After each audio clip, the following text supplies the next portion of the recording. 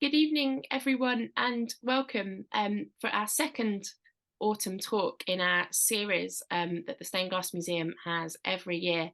Delighted to welcome you all. As usual, please do pop in the chat where you're joining us from this evening, but welcome. And we have a real treat this evening because it's a double bill. For the first time ever, we have two speakers speaking to us today about William Burrell's stained glass collection. And I'll ask our speakers just to turn their videos on so that you can see them, and we'll welcome them. Welcome to Ed Johnson and Mary Grohl. Both our speakers are just the perfect people to speak to us about this topic, and I'll just introduce them both together and then explain how we're going to run this evening's webinar. So Mary Grohl is currently business manager at York Glaziers Trust, a leading conservation studio in York, associated with the Minster, and she has been there since 2017. Her background is equally technical as it is art historical. She has a PhD from the University of York, and her PhD was on William Burrell, Thomas Drake, and the transatlantic trade in stained glass in the early 20th century. So she is well equipped to talk about the formation of the magnificent collection of stained glass that William Burrell collected. Ed Johnson is currently curator of medieval and Renaissance art at Glasgow Museums. He's been working at Glasgow Museums since 2014 and in his current role as curator in medieval and Renaissance art since 2020. Prior to that, he's worked for Hull Museums, the National Mining Museum in Scotland, the Museum of London, and the British Museum. And he has a master's in medieval history from the University of Edinburgh. So there are two speakers. Welcome to both of you. And what we're going to do this evening, because it's a little bit different to usual, is Mary is going to start speaking to us. She's going to be our first speaker, speaking about the formation of Burrell's collection. And then the second part will go straight into Ed after Mary's talk, speaking from the kind of museum perspective about the current displays at the Burrell Museum today. And if you haven't already picked up the news, the Burrell Collection did win Art Fund Museum of the Year award this year. So it's really exciting to hear about the recent redisplay of this very significant stained glass collection. So without further ado, I will hand over to Mary for the first part of the talk and come back at the end. Thank you, Mary. Okay, thank you for that, Jasmine. So this evening, I'm just going to spend around 20 minutes talking to you about a very significant set of art dealers in terms of the international history of stained glass, the British firm Thomas and Drake, and talk about their special relationship with the Glaswegian stained glass collector, Sir William Burrell. And the time period that I'm going to focus on really is the sort of 1920s onwards. The stained glass of the Burrell Collection Museum really is a tale of two collections. One is Burrell's private collection, which he lived surrounded by, and one the collection he acquired only to form a public museum. While Ed will talk about the museum Sir William went on to form, I just want to go back a step and show you the origins of the private collection and the people behind them. So first, the people.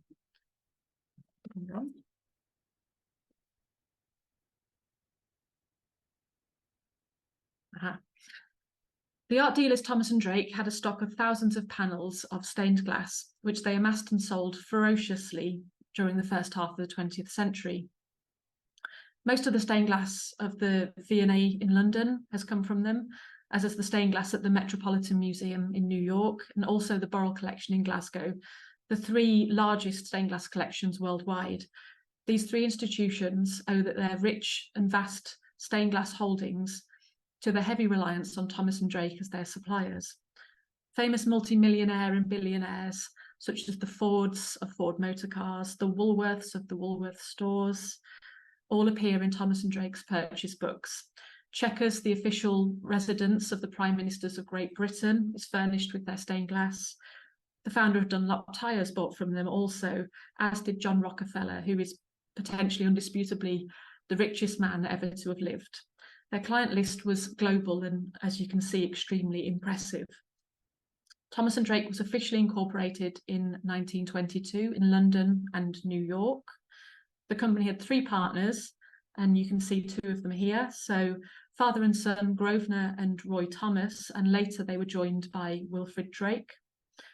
They were the only art dealers during the period to specialise solely in the supply of ancient stained glass. And so from their base in London and New York, they had a virtual global monopoly on the art market.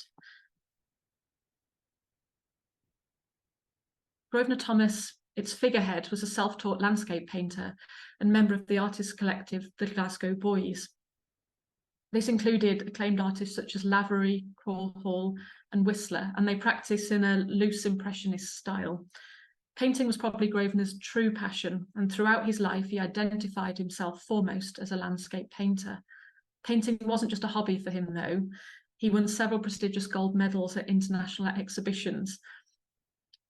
And although he had this critical acclaim, sales of his artworks don't actually seem to be very significant. His son, Roy, who you saw in the earlier slide, spent 4 years at university studying electrical engineering. That was around the sort of turn of the century, when it was a new and complex invention. His career as an electrical engineer was short-lived, and soon after qualifying, he emerges on census records as an art dealer instead. So obviously by now, both father and son believed that they could make enough money for them both by dealing in stained glass. And this was despite neither of them actually having any qualifications at all or any known experience in the stained glass field. From around 1906 to 1922, Grosvenor and Roy bought thousands of panels of stained glass. Technically, you could say that they were the largest ever stained glass collectors we've ever seen. If you added up all of the major public collections around the world, you still realistically wouldn't approach anywhere near the amount Grosvenor had at any one time. Even Hamp and Stevenson, who were a century previous, were perhaps the best known of the stained glass art dealers, never attempted to buy and sell on this industrial scale. Thomas and Drake's enormous stock of stained glass represents the results of the decline of the English country house. High taxation and dips in agricultural growth led to many of the English landed gentry facing severe economic hardship during the early 20th century. With bankrupt aristocrats in abundance looking to sell assets, all the other art dealers grabbed the paintings, rugs and tapestries, but no one really wanted the stained glass. There was no market for it. It couldn't just be unhooked from the wall or rolled up. It needed specialists to remove it from the window openings and was incredibly fragile. And its status as a lesser of the fine arts also devalued it. So Grosvenor had no competition in the sale room. Without venturing far from London, he could obtain rich collections of Dutch, Italian, German, French, English, and even Flemish glass from aristocrats whose ancestors had travelled the continent collecting it as part of their grand tours. While old money gentry struggled in this period, industrialists really did very well, and it was the boom in the new rich that Thomas and Drake were tapping into. By the 1920s, the Thomases went into partnership with Wilfrid Drake, a shy and unassuming stained glass restorer whose family were the appointed glaziers to Exeter Cathedral. Wilfrid moved from Exeter to London and established the Thomas and Drake workshop in West London, and he set about fixing, cleaning and adapting panels for their customers all over the world.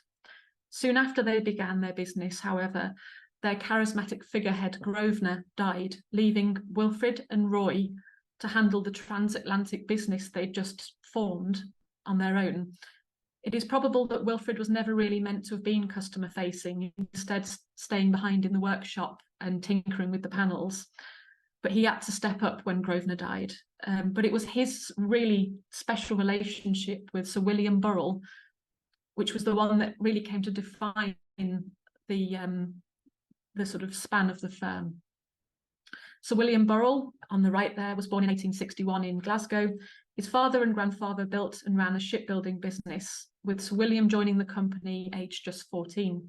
He married late, and his wife suffered from frequent bouts of ill health and mental instability. Their only child, Marion, had a troubled relationship with her parents. She then became estranged from them, and she was never to actually inherit any of Burrell's estate. Sir William remained active in public life and was knighted in 1927 in recognition of it. Burrell's tastes as an art collector, which you're going to hear more about from Ed later on, was really very wide-ranging. But it was his stained glass collection that was really particularly very strong. There was between 700 and 800 panels and whole windows in this collection. 2/3 of the Burrell collection were purchased when he decided that he was going to form a public museum. And these were panels that he rarely even saw in the flesh. They were just to go into storage and then go to the museum. And Ed will talk about those later. However, 1/3 of Burrell's vast stained glass collection was purchased much earlier and was acquired only with the decoration of his homes in mind. And it's this much more private and personal collection that I just want to focus in on quickly with you now. So now that you know all about the people, I'm going to look at the houses. So from at least 1891, William Burrell lived at the classical style townhouse, 4 Devonshire Gardens. This was in West Glasgow. He lived there with his mother, Isabella. It was the glazing of a staircase window at this property that initiated his first known involvement with stained glass. In 1892, he, or probably even his mother, commissioned Glasgow-based architect and interior designer George Walton to create this new window. It was based on a 17th century poem. It's not known whether the selection of this subject matter originated with Walton or even with the Burrells themselves, but after Burrell left this house at the turn of the century, no arrangements were made to transfer the window to his new home. The next snapshot occurs in 1901. Burrell loaned a large mixed consignment of objects to the 1901 Glasgow International Exhibition. And among this is the first real evidence of Burrell acquiring non-contemporary stained glass. Although the catalogue entries are extremely vague, they describe at least 23 stained glass medallions. This collection seemed rather a mixed job lot, and here's a selection of them now. It included Dutch, Swiss, German and English stained glass of varying date and also very varying condition.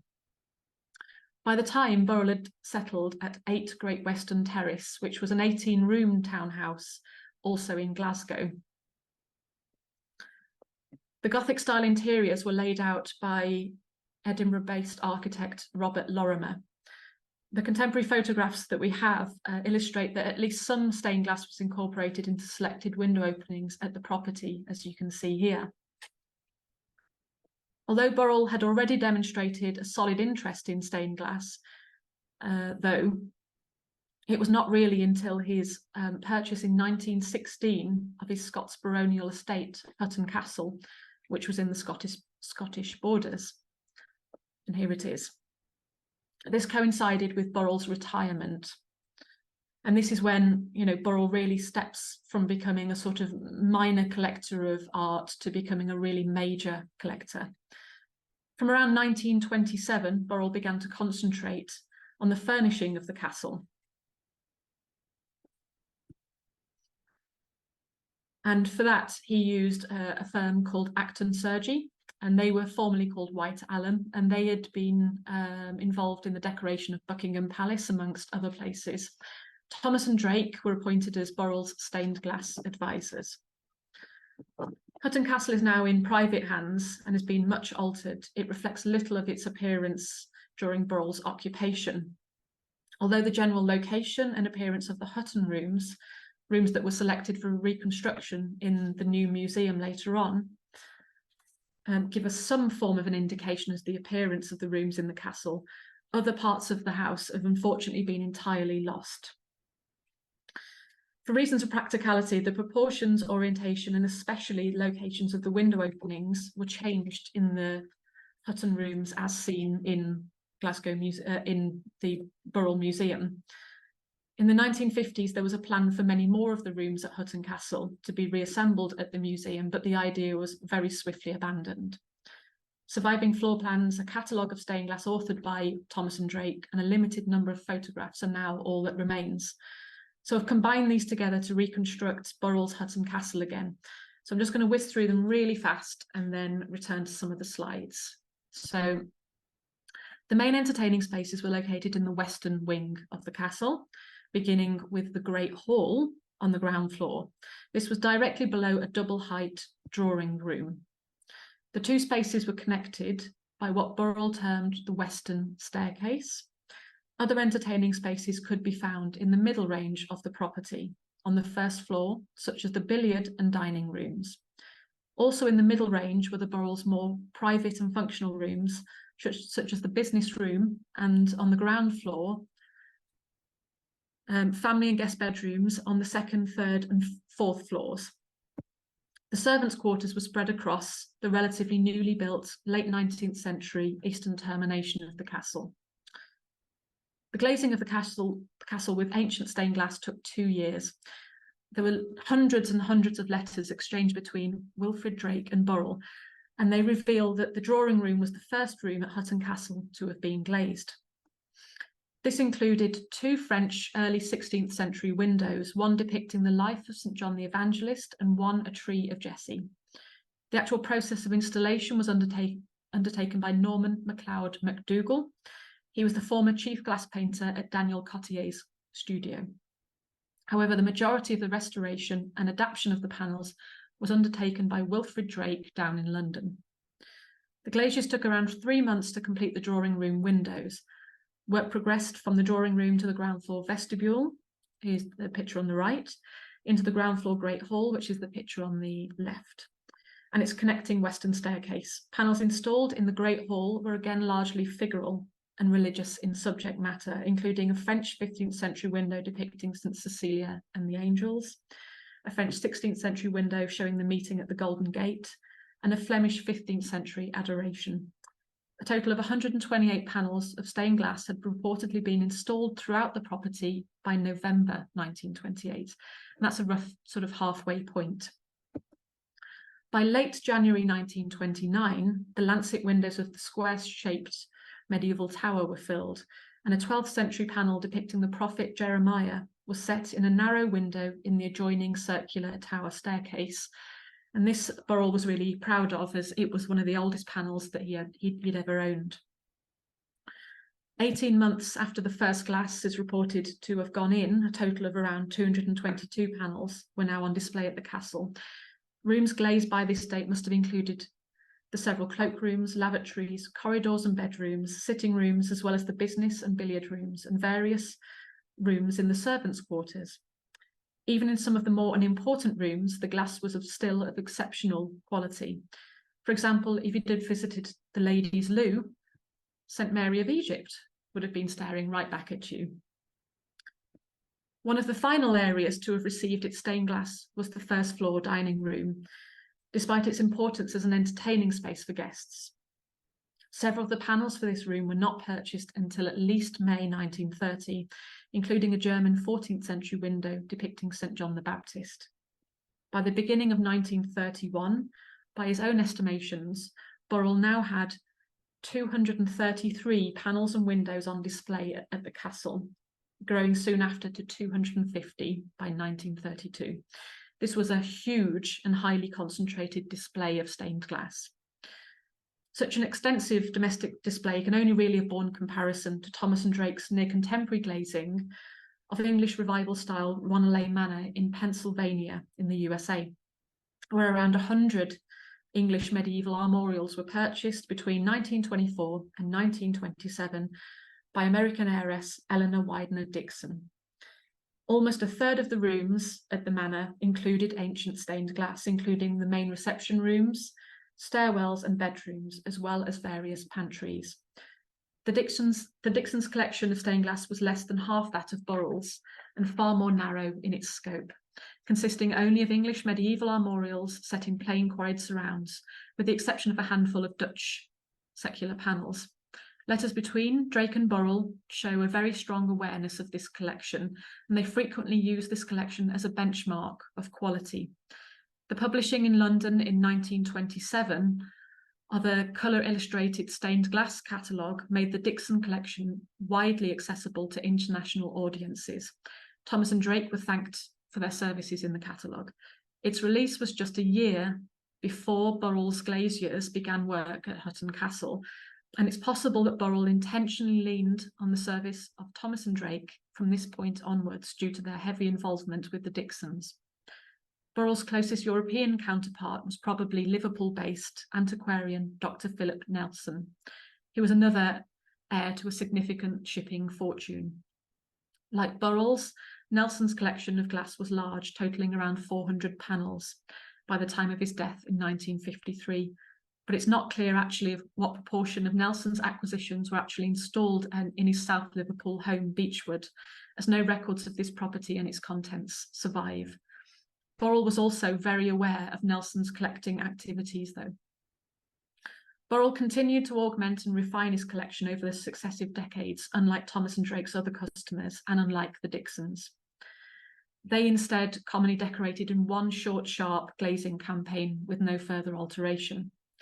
In letters to Drake, Burrell's taste clearly emerges, and he chooses to refine his private collection along two lines. He wants the glass to be English, and he wants richness of colour. In all of his correspondences with Drake, Burrell never discussed an interest in iconography or expressed a wish to source or acquire panels because of any sort of specific subject matter. This was not the driver for him at all. Aside from Burrell and Drake, there is only minimal evidence of anyone else's input in the glazing decisions. And so Burrell was really quite free to form his collection along his own lines. His wife, Constance, though, had a direct hand in just a single purchase, and that is this panel here on the screen, a 15th century English depiction of Princess Cecily. Burrell never installed it at the castle, but he did let her purchase it. In Burrell's and Lady Burrell's respective bedrooms, as well as in their bathrooms, Dutch panels had originally been installed in the 1920s glazing campaign. By 1932, Burrell had instructed that these be substituted with English stained glass. Very swiftly, 2 weeks later, Burrell instructed for further continental glass in the billiard room and other places in the castle to be swapped. However, some continental glass remained. The gentleman's cloakroom retained its Flemish 15th century window depicting the marriage at Cana, and the series of French and Flemish windows in the drawing room and tower staircase also escaped this wave of alterations. His daughter Marian's suite of rooms on the top floor of the castle contained several panels of Swiss glass, and again these just stayed throughout. Only English was also not a consideration in Burrell's acquisition of, say, Chinese ceramics, Dutch, Flemish and German tapestries, or even 19th century paintings, which he collected in abundance. However, the installation of only English stained glass did start to align very heavily with his English Gothic interiors, which also incorporated his purchases of medieval furniture, firestone surrounds, oak panelling, and other architectural salvages. English armorials began to be collected by Burrell in greater numbers during this period, which would be appropriate accessories in the creation of a traditional English manorial setting. As a proud Scotsman, he did not mind the overt Englishness of his interiors. Of the 250 panels recorded to have been installed at Hutton Castle by this time, no less than 150 were now English armorial. Burrell's collection of stained glass was not only confined to the main house, but extended to the servants' quarters. I cannot stress to you how unusual this was. In the western and central sections of the house occupied by the Burrells, other purely functional servants' rooms, such as pantries and cleaning cupboards, also contained valuable medieval stained glass. Almost 50 panels, a fifth of Burrell's entire collection at this time, had been installed throughout both the upper and lower servants' halls, butler staircase, servants' corridor, maid staircase, and many of the bedrooms occupied by the servants. Descriptions of servants' quarters of the period suggest that these were only sparsely furnished spaces, and certainly not areas where you would encounter expensive and breakable artworks. What prompted such an extensive glazing campaign in these areas, in particular, remains a mystery, and Burrell and Drake never discussed the reasoning. Burrell was not known to have been an exceptionally generous employer. In fact, he was known as frugal, and there are no other recorded instances of an owner of a great house doing this in the servants' areas. The installation of stained glass here was not because Burrell had run out of space in the main house. The panels installed in the female servants' staircase and upper servants' hall were installed just 7 months into the 2-year glazing campaign, well before many of the main rooms had received their stained glass, indicating that from the beginning there was a deliberate plan to decorate these spaces.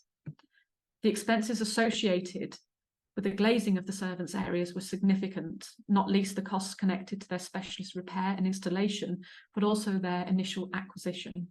A French 15th century Madonna installed in the butler's staircase was one of Burrell's most expensive purchases of stained glass ever. High-value artworks like this were placed in areas of the house that would not have been appropriate for his family and his guests to have entered, so why place them here? Burrell installed protective glazing to guard against their damage, as he had done also with all of the glass in the house proper. There's no clear evidence to suggest that Burrell's enriching of the servants' rooms fulfilled any sort of educational endeavour, so this too isn't really the answer. Placement by subject matter seems largely rather random, and everything again seems guided by aesthetics only. Arguably the most appropriate selection of panels could be found in the servants' hall, where there appeared roundels depicting peasants and as part of a Labours of the Month series. This presumably related more easily to the lives of the servants than the donor figures of rich noble women found in the windows adjacent. However, what is maybe most interesting, but perhaps coincidental, is the presence in female sections of the servants' quarters of a series of virgin martyrs, such as Saints Catherine and Barbara.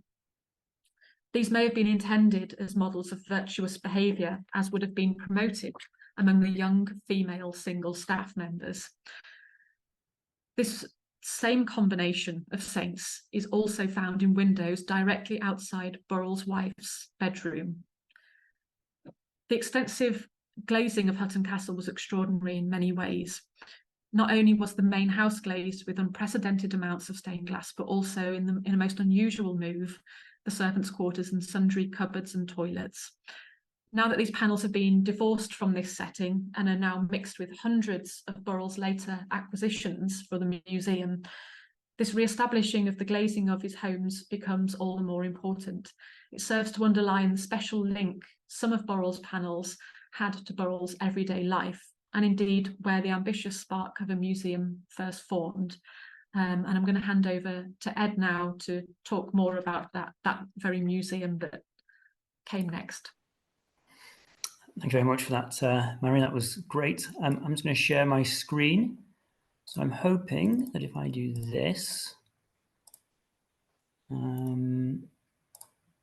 hopefully you can all see my slide.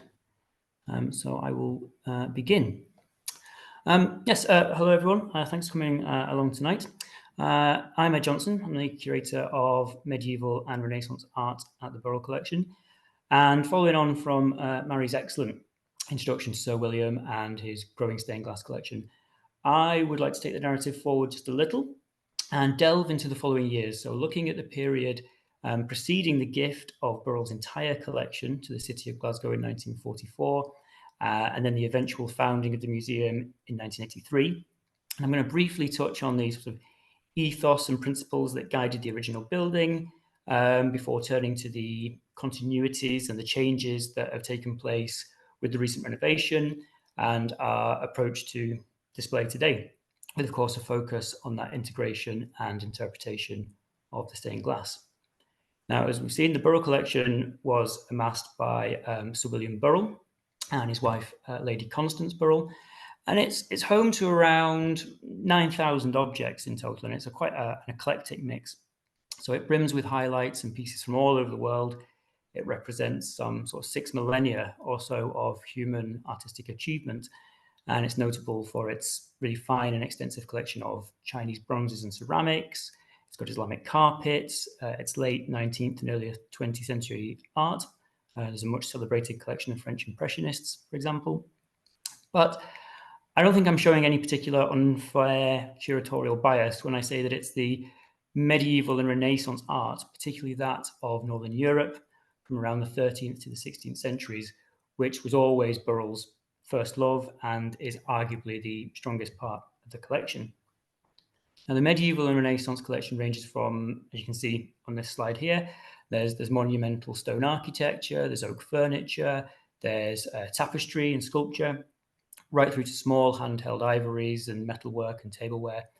But as we've seen, it's particularly notable for its truly world-class collection of stained glass, which at around 800 pieces is, as we've heard, comparable in its breadth and its quality with institutions like the Met in New York and the V&A. Now, initially, as Maria has indicated, Sir William's collection of stained glass was built primarily for his family home at Hutton Castle. But what becomes apparent, though, is that from around the 1930s, mid-1930s perhaps, there's this shift in his buying practices. And although Burrell's formal agreement to gift his entire collection to the Glasgow Corporation wasn't made until 1944, it was clear that Burrell had decided to build up his holdings with the aim of establishing a museum-worthy collection by the mid-1930s. And as we heard, in fact, really about over two-thirds of the stained glass collection, as we know it today, was purchased from the mid-1930s, not for inclusion at Hutton, but for inclusion in a future museum dedicated to his collection. So now, I suppose, no longer confined by the window space at Hutton, a series of important acquisitions were made. And so there's some nice examples from 1938, 1939, and some of these really significant pieces coming from the collection of William Randolph Hearst, the great American newspaper tycoon and one of the great amassers of medieval art. Now, although Burrell, who, as we discussed earlier, was frugal and careful with his money, he had to be in order to build the collection that he built. And he bemoaned paying what he regarded as very full prices for the editions that you see coming from Hearst in the 1930s. But it was these and other later pieces, many secured through Thomas and Drake, that prompted Drake to remark that at this point, Burrell stained glass was now the finest private collection in existence. And so on this slide, we see some of the very fine glass that was purchased during this period from Hearst. And a window that Burrell was particularly delighted with, we can see here on the left, is from the French 13th century. It's a feast scene that originated in the windows of Clermont-Ferrand Cathedral. And he was so proud of this piece, as virtually all of the glass, spare the bellows that you can see in the bottom panel, and some of the sections in the border are thought to be authentic, as is, rather astonishing, the lead, which all appears to be intact and largely unrestored after 700 years. Now, understandably, a panel like this would never have been intended to be placed in the windows at Hutton, facing all the elements there in Berwickshire. But now he could buy these pieces to make a fine addition to what he intended to be a museum collection. And there was other great additions bought at this time. So on the right of the slide, we see some of the monumental glass from the Carmelite Church of Boppard-on-Rhine. These are the largest lights in the collection, and these would have been far too vast to fit in any sort of window at Hutton. And it's likely that Burrell would have only seen these on very rare occasions when they would have remained largely crated. And even beyond the gift of 1944, Burrell continued to expand his stained glass holdings to strengthen and build up what was now this publicly owned collection. And it was in the late 1950s that Burrell enjoyed one of his last and greatest stained glass collecting coups when he was approaching 90 years old. And it came in the form of this fine selection of English heraldic glass, which, as we heard, became a real passion of his.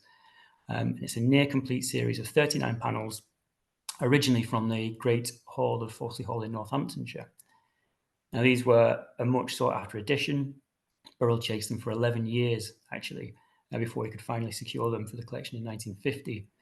And again, as well as appealing to Burrell's love of English heraldic armorial glass, there's a great deal of authenticity with these panels, very little evidence of releading. And these are, in fact, some of the very best heraldic panels that we find in the collection. And they really showcase, when you get close to them, that fine dexterity of the 16th century glaziers and their ability to produce these increasingly complex quarterings. Now, ultimately, what motivated and prompted Sir William to build up and then hand over this extraordinary collection is quite difficult to determine. Burrell, unfortunately for us, he was no diarist. There's no great memoir that can provide an explicit window into his thinking, although he did occasionally open up at small, intimate gatherings where his thoughts on art were sometimes recorded. So, for example, at the opening of a small exhibition in 1947 in Berwick, he was reported to have remarked that art, to my mind, is the most fascinating, most delightful, and at the same time, the most educative hobby anyone could take up. It not only taught one to know that art was beautiful, but it helped one in many other directions. It brushed up one's geography and improved history like nothing else could. And I think this insight, although fleeting, does reveal something of Burrell's belief in the educational power of art and its ability to enrich people's lives. And it's very clear that he did want the public to have access to great art.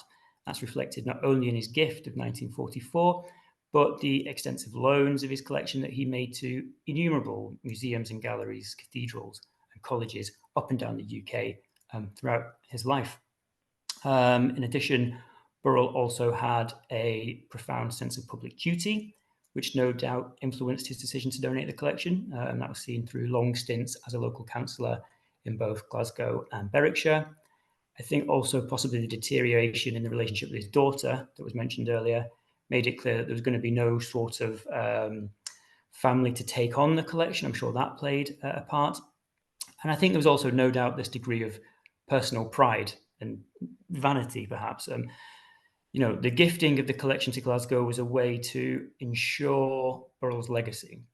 So while he often publicly would shun the limelight, stating that it was the collection, not the collector, that was the important thing, he did, however, stipulate that the collection be kept as a whole, and that importantly, it would be housed in a standalone museum which was to carry his name as the Burrell Collection. Thus, I suppose, anchoring, his position into the cultural landscape of the country.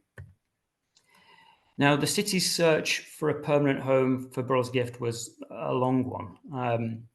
Initially, it looked towards several historic sites and period properties on the fringes of Glasgow, with Burrell stipulating that the treasures be kept in a sort of parkland setting, not too close to the city centre.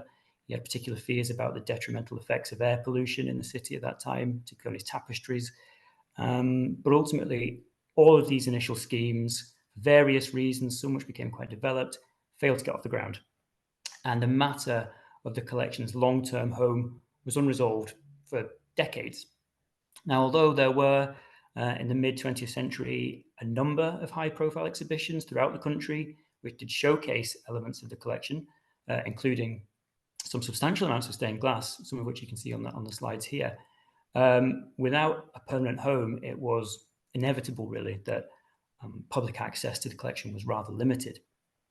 And the first significant breakthrough comes really in 1967. So this is some 9 years after Burrell's death, when Dame Anne Maxwell MacDonald presented the city with her ancestral home of Pollock House and the surrounding 360 acres of Pollock Park. And so it was this other extraordinary gift to the city that at last a suitable site for a new purpose-built museum was found within the grounds of this park, which is actually Glasgow's largest green space. Now, an exceptional collection, of course, needs an exceptional setting. So it was in 1970 that an architectural competition was launched to design and deliver a permanent home for the Burrell Collection. Now, in total, I think it was 242 entries that were received as part of that competition. And we're incredibly fortunate that Glasgow Special Collections Archive still holds many of these submissions. And on this slide, I've just put a small number 3 there to give you some idea of the differing and in some cases rather eccentric approaches to the building design. Yes, that is a building in the shape of 3 cows, if you're wondering, there in the centre. I don't know how that would have worked. I shudder to think where the offices would have been. But the design that was eventually agreed upon, however, was that proposed by 3 young academic architects from Cambridge, Barry Gasson, John Munier, and Britt Anderson. And after some further setbacks, there's always setbacks, the building finally opened to the public in October 1983. Now, the brief for the competition went into great detail of the history of the collection, its contents and Burrell's taste, and importantly, it drew attention to a series of medieval and early modern architectural fragments purchased by Burrell in the 1950s again from the collection of William Randolph Hearst, who we mentioned earlier. The largest piece being the Hornby Portal, which you can see on the left here, 16th century doorway from Hornby Castle in North Yorkshire. These were pieces that Burrell, who was then in his 90s, had bought with the intention of including into the fabric of a future museum, as he felt it would help knit the collection and the building, wherever it was, whatever form it took, together. And so, reiterating Burrell's initial plans, the brief stated that these fragments should provide a reference for the tapestries, stained glass, sculpture, and metalwork of these periods. And the building that emerged in 1983 with this sleek and quite understated design delivered on that brief perfectly, really, unfussily incorporating these elements into the very fabric of the building, as well as, tying the building to this unique woodland landscape that we're in, with views way out to the surrounding parklands and the woodlands. And also the galleries were all orientated to make the most of the natural light that was afforded by the location. But importantly for us today, the design also expanded on this idea, this architectural inclusion, and it utilized the medieval and the Renaissance stained glass in a similar fashion, incorporating a selection of panels alongside the masonry into the architecture, where it was mounted primarily along the southern frontage of the building, where it's able to make the most of the natural changing light, and in some sense, I suppose, presenting the glass as was intended, as opposed to against the flat, static luminosity of artificial light. And as we'll see shortly, this rather successful approach is one that we've built upon and even expanded in the new galleries.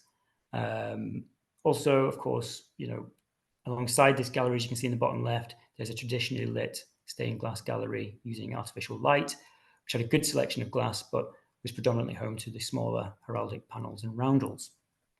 Now, upon opening, the museum initially enjoyed considerable success. We welcomed over 1 million visitors in our first year alone. The building received various plaudits, including UK Museum of the Year in 1985. And the building itself became one of very few Category A listed post-war buildings in Scotland. However, over time, particularly in that final decade before the building was eventually closed for refurbishment in 2016, the museum really did begin to show its age. Physically, it was struggling to remain watertight. So water ingress was really resulting in objects being removed from display over safety concerns. And this was really, I suppose, no more acutely felt than along that southern glazed facade, where leaks had reduced the original 45 panels of stained glass displayed in that area to a meagre and rather sparse-looking 34. And you can get a sense of that rather patchy and unsatisfactory appearance of glass before closing in the image in the bottom right corner. Alongside the structural failures that desperately needed addressing, by 2016, the museum had long since stopped being the public draw that it once was too. Economic challenges meant that galleries had remained largely static and unchanged for nearly 3 decades. It looked tired. It offered little of value to repeat visitors. And so numbers collapsed to way under about 200,000 visitors per annum. And that was in contrast to increased visits by both local and touristic groups at all the other museums that we run in the city of Glasgow. So it's sort of the sick man of Glasgow. And the public's expectations for what a museum should be had also shifted considerably. So surveys conducted with the public prior to closure in 2016 reported that many, particularly in the local area, perceived the museum as uninviting. There was a genuine fear of being unwelcome, and people lacked the confidence really in engaging with the collections. They felt out of place, and there was this sense that the museum offered them nothing, no opportunity to touch or interact with the collection, no opportunity to explore and importantly enjoy what was, and indeed still is, their collection. Also, the visitor profile was no longer reflective of the demographics of Glasgow or Scotland more broadly. And so Burrell was seeing this underrepresentation of families, children and young people, which admittedly is not entirely unusual for fine art collections, but nonetheless, it was something we wanted to try and amend.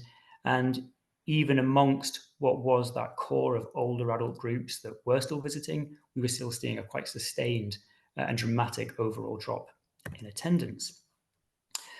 So this resulted in the Burrell Renaissance project, which was a multi-million-pound redevelopment of the building and displays, overseen by the architects John McCaslin and Partners and the designers Event Communications. Now, the plan was that this would not only restore and reinvigorate the building itself, repairing the fabric of the building, enhancing its environmental performance, updating various elements to meet modern museum standards, such as the glazing, for example, but also create a state-of-the-art 21st century museum that was welcoming to all, that removed physical, cultural, social, and intellectual barriers to engagement.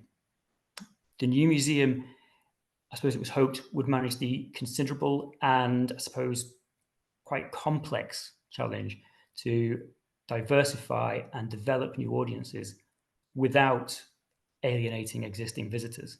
So it had to be a space that reconciled the needs of those that wanted a more interactive, family-friendly experience and those that wanted a more reflective experience.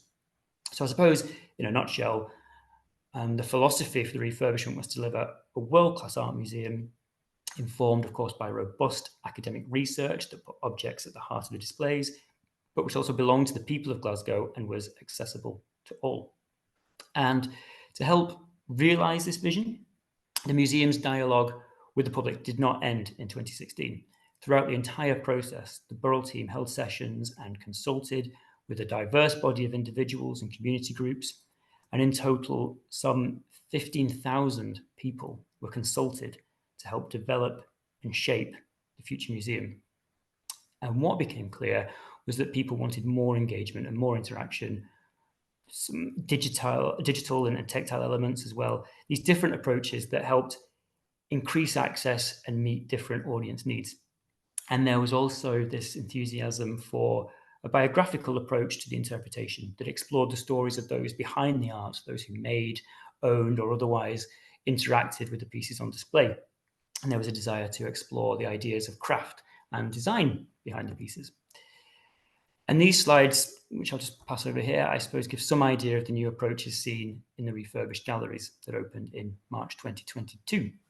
So we have interactive and digital elements, a bit more of a sort of sensory experience. There's tactile, touchable pieces that offer the opportunity to explore collections in different ways. But hopefully you can also see that it's the objects that, of course, are still at the heart of the displays, and we still look to make the most of the unique building and its unique surroundings.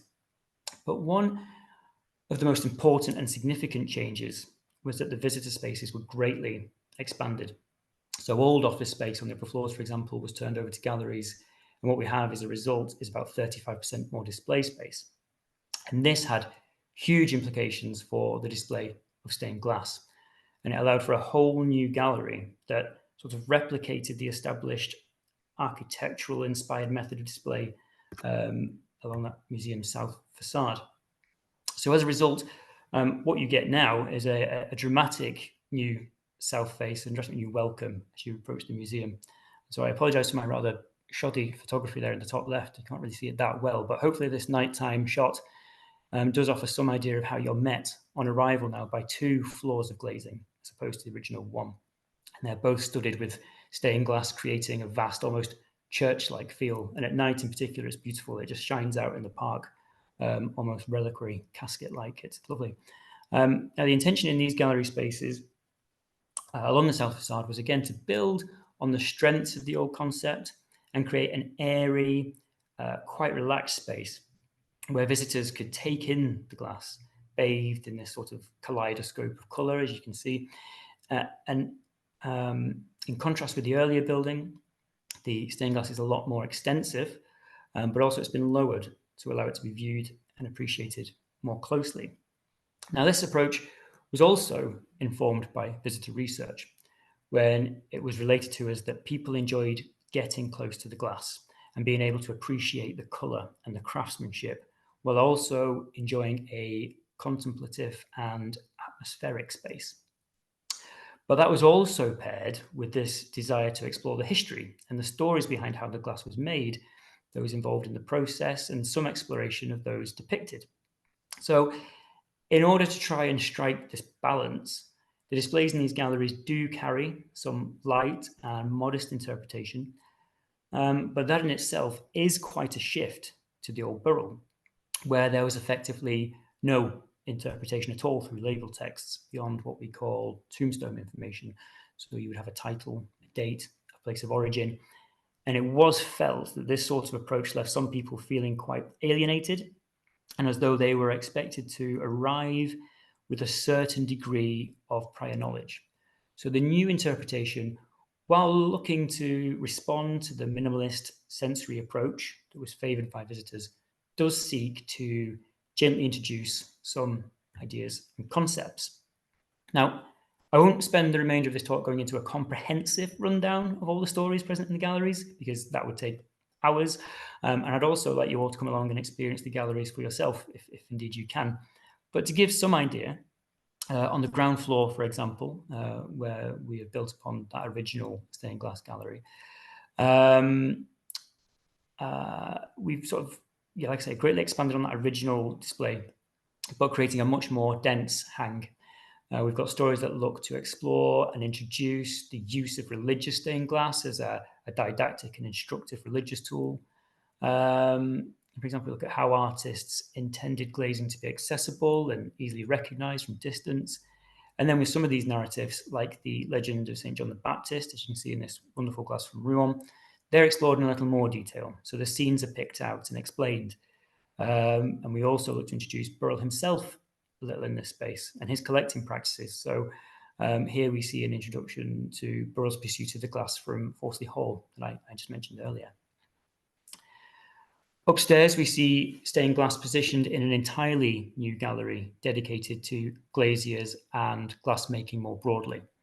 So this includes table glass and vessel glass alongside the stained glass. And that is one in a suite of 7 new galleries on this level, where objects are arranged by material that explore the idea of craft, design, material, and technique, and allow visitors the opportunity to get a better understanding of the skills and the ingenuity of the makers. So in this gallery, you will encounter some of those tactile and digital elements that we briefly mentioned, but these are largely concerned with the traditional methods of manufacture of vessel glass. So right now there are video screens that show videos of glass blowers and Murano and contemporary engraving. There's digital interactives that introduce glass blowing and vessel shaping, and illustrations that look to present the fundamentals of glass production. But it's the stained glass that is really at the heart of the display here. And it's largely, again, situated against the outward-facing windows. It's lit by natural light. But again, it takes this pared-back approach to interpretation, allowing for that sensory and more meditative approach that was favoured by visitors. So these are also supported, though, as you can see, by sort of clustered what we call totems, these standing up displays that you can see with the black in these images, which are more backlit in a traditional manner. And again, it allows us to get more stained glass into the space. Now, we're fortunate that the stained glass collection of Sir William Burrell is so comprehensive, taking in all the sort of major glass working centres of medieval and Renaissance Northern Europe, that we can trace a variety of different developments, trends, processes and techniques across some 4 centuries.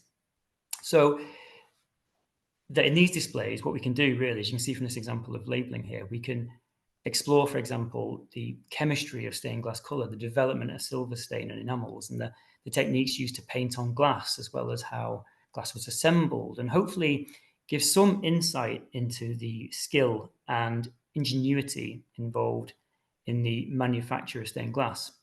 And the hope really is that people are given, again, in quite a gentle way, but they are given an introduction that can help them explore stained glass with a little bit more confidence, not only through the Burrell, but beyond in museum collections and, in great stately houses throughout the world. And here we see some other examples of our label text in this space that we hope strikes that balance of being accessible, because again, this is a museum collection for the people of Glasgow, regardless of their background, age. So it has to be open to quite a wide selection of the public, but hopefully we get that balance without patronizing what was our existing core audience. It's a difficult balancing act. Beyond these dedicated stained glass galleries, panels are of course dotted throughout the remaining displays. Now, unlike the material-based approach that we've just talked about on the upper levels with the makers galleries, the other galleries are arranged thematically and cross-culturally. So, for example, heraldic stained glass appears in a space that explores the use and meaning of colour, not just in early modern Western Europe, but right across the collection. So taking in our wonderful Chinese ceramics and Islamic collections. And so it explores the different cultural contexts of the use and exploitation of colour. And there are some very fine examples in a gallery that explores human relationships, the ideas of family, love, friendship, and marriage. So, for example, we have a story here called The Need for an Heir, and we see these heraldic panels of Henry VIII quartered with Catherine of Aragon and Jane Seymour, which are positioned, and you can see the image there on the left, below a silk valance, which was made for the royal bedchamber of Henry and Anne Boleyn. And below that, one of the highlights of the collection, which is a bedhead, which we believe was made for the marriage of Henry and his fourth wife, Anne of Cleves. And again, you can see that label text here, and you can see this sort of approach of trying to create engaging texts that offer key points, but quickly, succinctly, and hopefully accessibly. And there are many other examples in the galleries. But one of the most sort of striking changes for those that may have been familiar with the old building is the removal of the so-called Hutton rooms. So these are the displays that we briefly talked about that look to present 3 recreations of Burrell's principal display rooms at Hutton Castle. So the hall, the dining room, and the drawing room. Now, before closing, research indicated that less than 5% of visitors were pausing to look into these rooms. And when they did, it was for seconds only. As you can see from the image, the old image from the top left is quite a good one. You can see that the space is cordoned off. It's inaccessible. And basically, it leaves a lot of these objects performing a role that's little beyond set dressing, I suppose, including the stained glass, which again, as you can see from the images on the left, which shows the old Hutton rooms, particularly on the bottom left, the glass is often obscured and they're underutilized, frankly. So the removal of 2 of these rooms, which was perhaps the most controversial change in the whole building, and it did receive something of a kickback. But what we have now is one room which looks to, which is the room seen on the right, that looks to reproduce the ambience of Hutton. And it does retain some of the glass to give you an idea of how Burrell lived with his collection. But importantly, it's a space you can now enter. And so you can get closer to the glass, closer to the tapestry, closer to the furniture.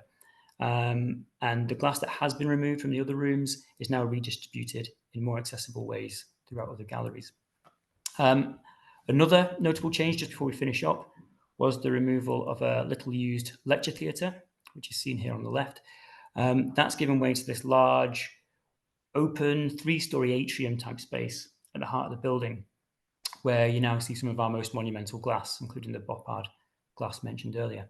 And you can fully appreciate and examine the glass from different levels as it resides in this suitably majestic way now over a programme of public events in this space. But ultimately, the result is that there's far more stained glass on display now than ever before. So there's well over 300 of the finest panels in the collection, which can now be seen and appreciated more fully. Included in that 300, there's about 100 which have never been on permanent display before. And in addition, those that aren't on display are all now stored on site in a newly built state-of-the-art stores. And the plan is to introduce not only guided tours into these stores, but also open them up to the public and researchers alike. And it'd be wonderful to become sort of a recognised centre for the research of stained glass. I'm getting to the end now, but just beyond that, all 800 or so panels are now fully photographed and they're online with descriptions, which you can find simply by searching for Glasgow Museum's Collections Navigator on your web browser. And if you search on the search bar there with this sort of prefix that you'll see, 45 dot asterisk, you run that in the search, that will bring up all the Burrell stained glass. And I would just like to say that I would really like to welcome you all to have a look through the collection. It'd be great to make the most of the expertise that I'm sure are here this evening. And I do genuinely welcome any insight or thoughts that you might have on the collection. So please do feel free to contact me by the email below. Just to finish up, ultimately feedback from visitors in our first year was overwhelmingly positive. We've welcomed over 600,000 people in the first 12 months, 74% of whom had never been to the Burrell before. 45% of those visiting came from out with Scotland, a lot of international visitors. And that was also a big impetus of the renovation, the redevelopment, to try and create a more international profile for the Burrell. And most importantly, all of those questioned during this period said that they would recommend the museum to friends or family. So in that vein, I would recommend and hope and invite you all to please do come, make the trip to Glasgow, experience the museum for yourself if you can. As was mentioned, we're recently delighted to have been awarded the Artful Museum of the Year for 2023. And so now is an excellent time to come, visit, see the award-winning galleries and the world-class stained glass for yourself. Thank you very much. That's me.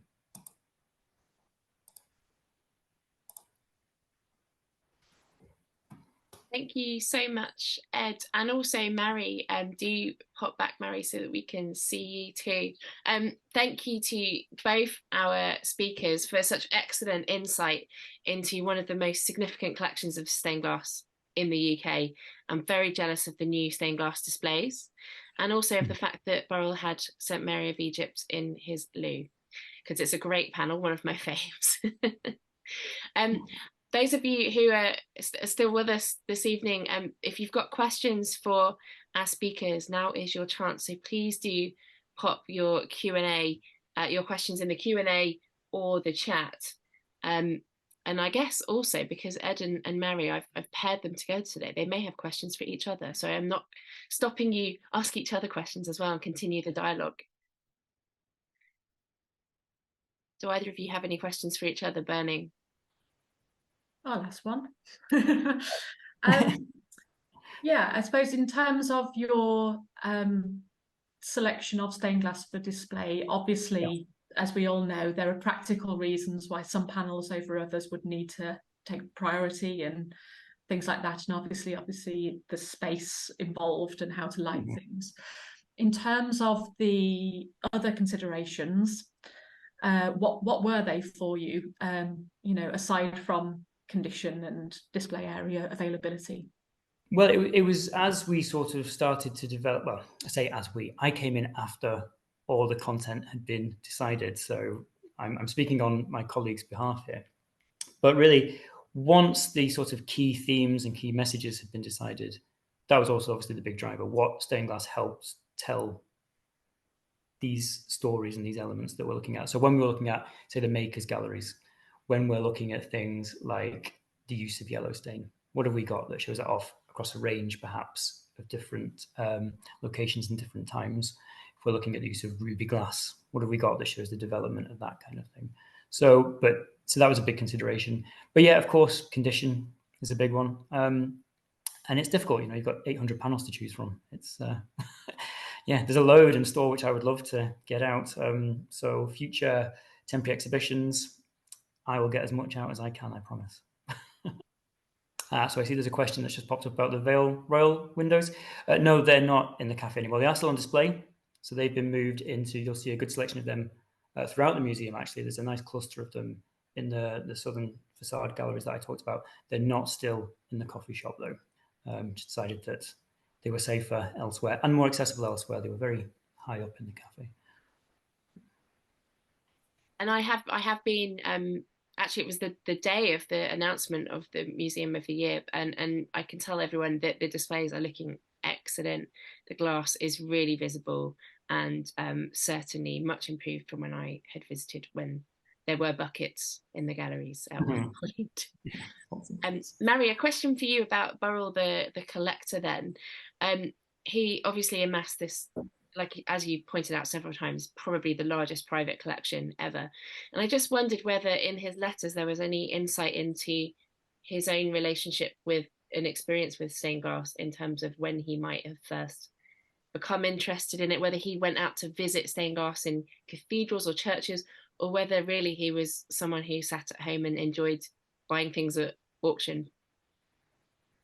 Yeah, I think because as Ed had touched upon as well, there's very little about Burrell as a man and what caused him to sort of go as far as he did. I mean, I think it wouldn't be uncommon for anyone of his level of wealth to have dabbled in the art market.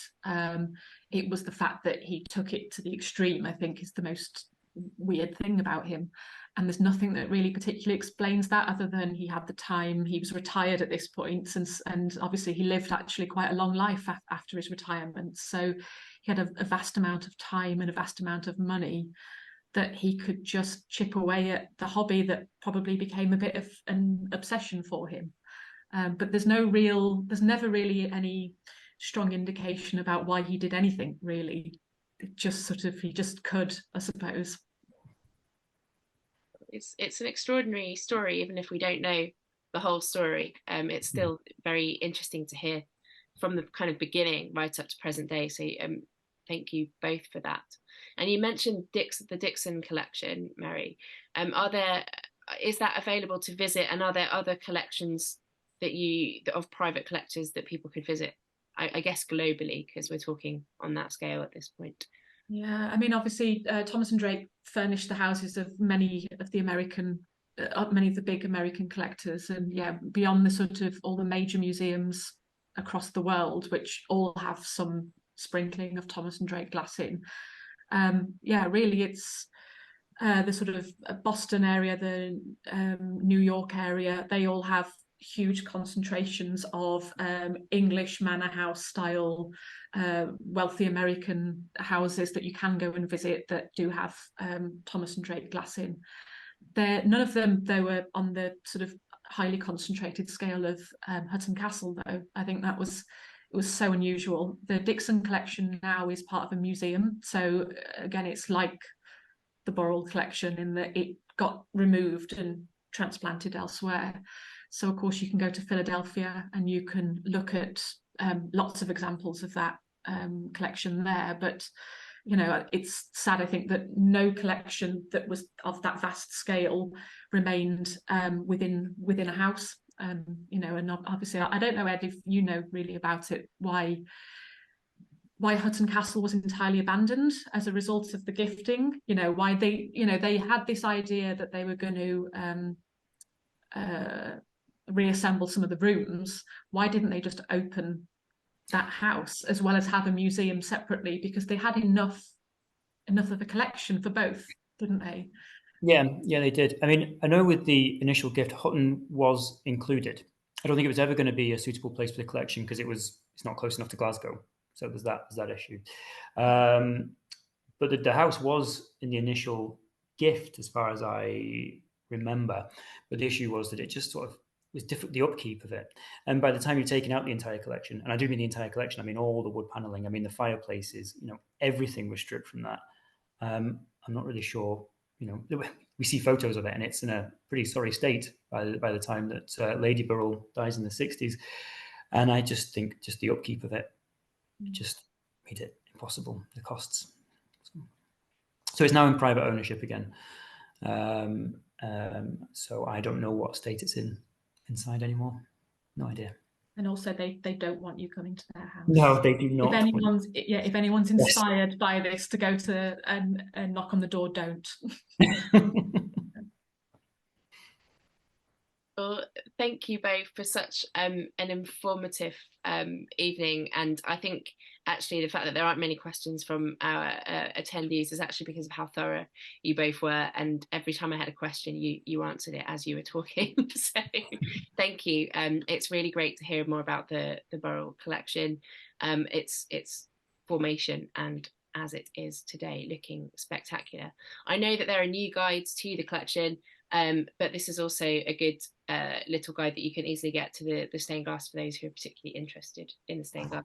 And I'm sure you already know of it if you know your stained glass. But if you want to read more actually about some of the pieces, I refer you to this, and also to the Glasgow Museum's website, as Ed has kindly. Yes. So on behalf of all of our attendees who I know are applauding from home, thank you, Ed, and thank you, Mary, so much. I'm going to just remind people of next week's talk. So with me. Can you see my screen? Yes. Make sure that I'm sharing the right screen. Next week on Wednesday, we have a talk on Pauline Boty, who is one of the women, actually one of the only women in the British pop art movement. She's best known for her paintings and her collages, but actually started out in stained glass. And we're going to hear from Dr. Sue Tate about her stained glass. So that's one not to miss. Tickets are still available. And I'd like to thank you all for attending this series of talks. It's very stimulating to have these talks and to be able to invite people from across the world. I know we've got people from Canada joining us this evening. And they also are a way of supporting the unique museum that is our stained glass museum. And if you're interested in learning more about the museum, please do visit our website. And if you care passionately about stained glass, please do consider joining our friends as well, because we are a small independent charity and our collection could do with an uplift, much like the Burrell has had recently. So all your support is very much needed and we're very grateful for it. So good night, everyone. And thank you once again to Ed Johnson and Mary Grohl. Good night.